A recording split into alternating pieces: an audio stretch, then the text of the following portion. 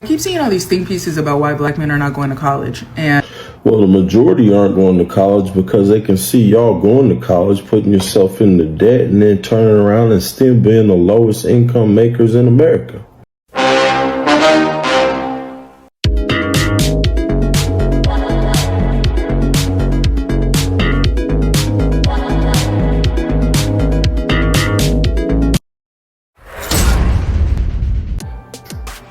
You claim to be the most educated, but those degrees ain't doing nothing but making more single-parent homes.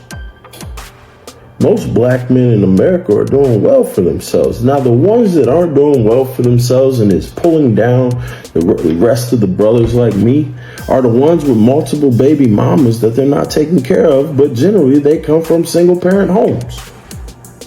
Next point. The education system that y'all hate and love so much, and I do say hate and love, because in one instance you'll say it's white supremacy, on the next instance you run into it to put yourself further in debt. Now the third part is, this is the biggest reason. Most of these jobs these black men like myself are getting don't even require degrees.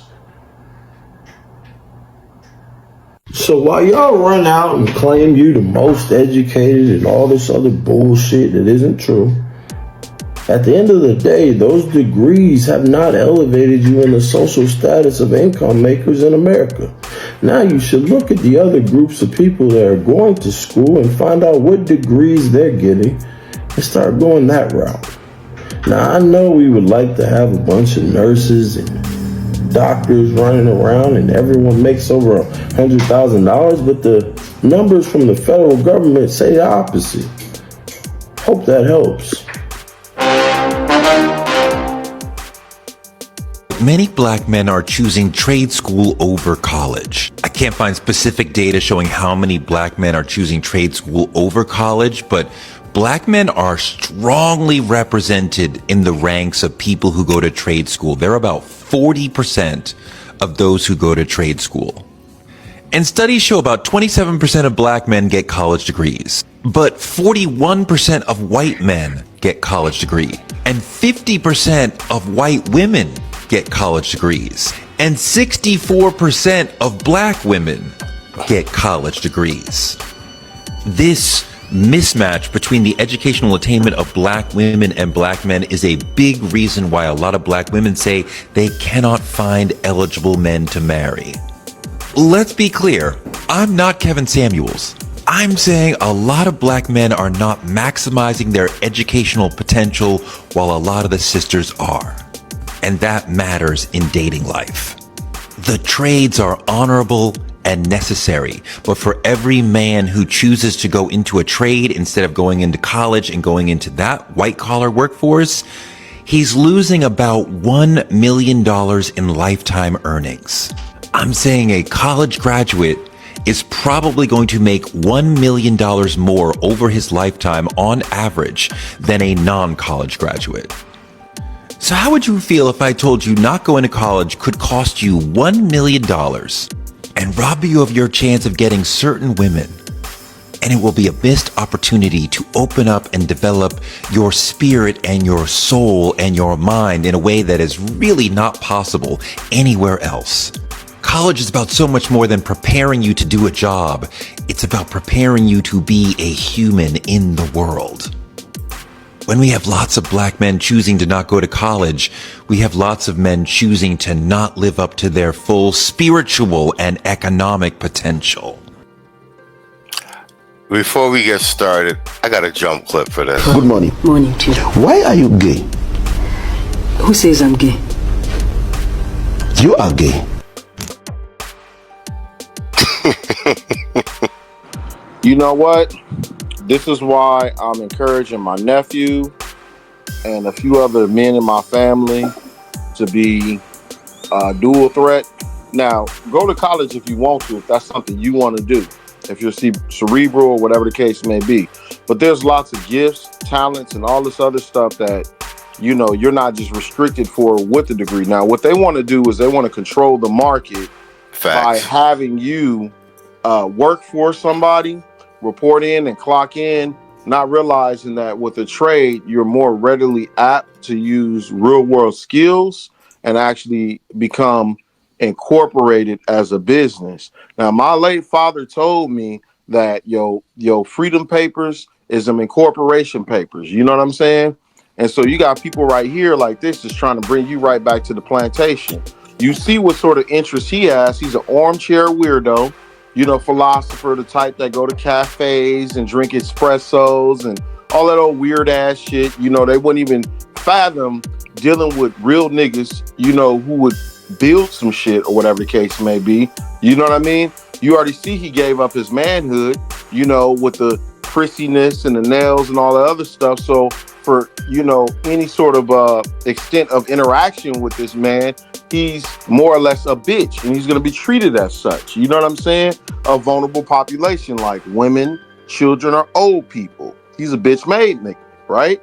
So for us, the men that are builders, we should continue course and actually do a trade. Now, do education if you want to, not necessarily because you feel that you got to. I'll land my plane there. Well played, sir. And just to piggyback one thing before I pass it on to Tito, I think you hit the nail on all heads. But in addition, what do we know about black women and their degrees, aside from them being the most enrolled? Also, shout out the media man. He did a very good stream on this, also debunking all of these stats. Shout out to him. But what do we know? Aside from these degrees and them being the most enrolled, they are also have the most fucking debt. So I think this is a backdoor reach back to get black men back in that industrial complex also. And I'll say this also, a bunch of my day ones and homies are plumbers, truckers, etc., etc. Few of my guys ain't even graduate from high school, and the majority of them make six figures, make more money than me. I'm just saying, and I am lettered. Tito, what say you, sir? You know what, man? This was just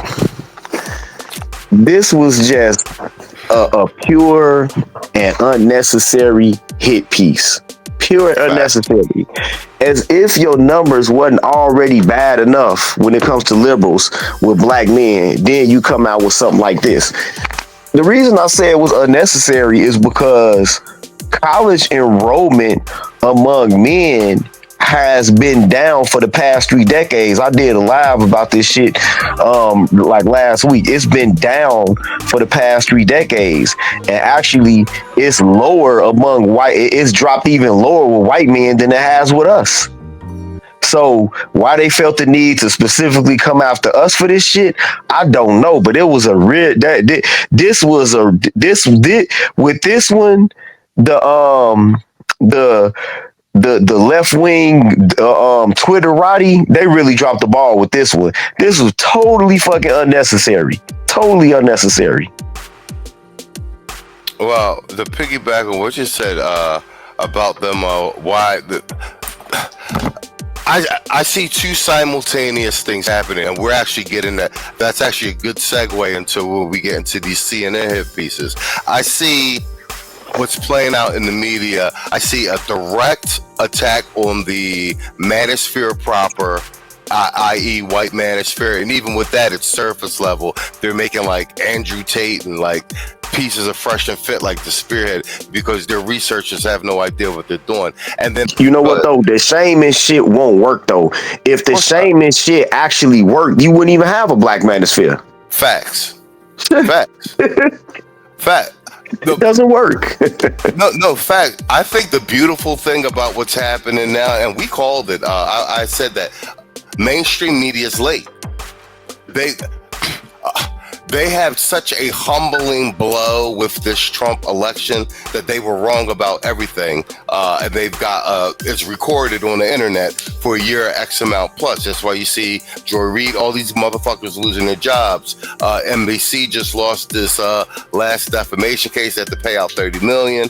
Rachel Maddow just lost her entire production staff. So this is them trying to pivot down. Like I said, they're coming down to our arena, and they're using mainstream media, big newsroom tactics for production and research, and they're just not equipped. Like basically every one of these false moves is just it's red meat for us. We'll tear it apart, we'll cut it up, we'll make commentary, we'll make reactions, we'll get paid for it, and we'll make them look like morons.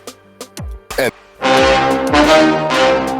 more people inventing useful things, like Mr. Bobby Ashimura, who wins our Max Headroom Product of the Month award for coming up with a little attachment you plug into your TV and it warns you that the commercial break is coming by automatically switching off your set for 5 seconds. And here to demonstrate it for us is Mr. Ashimura himself.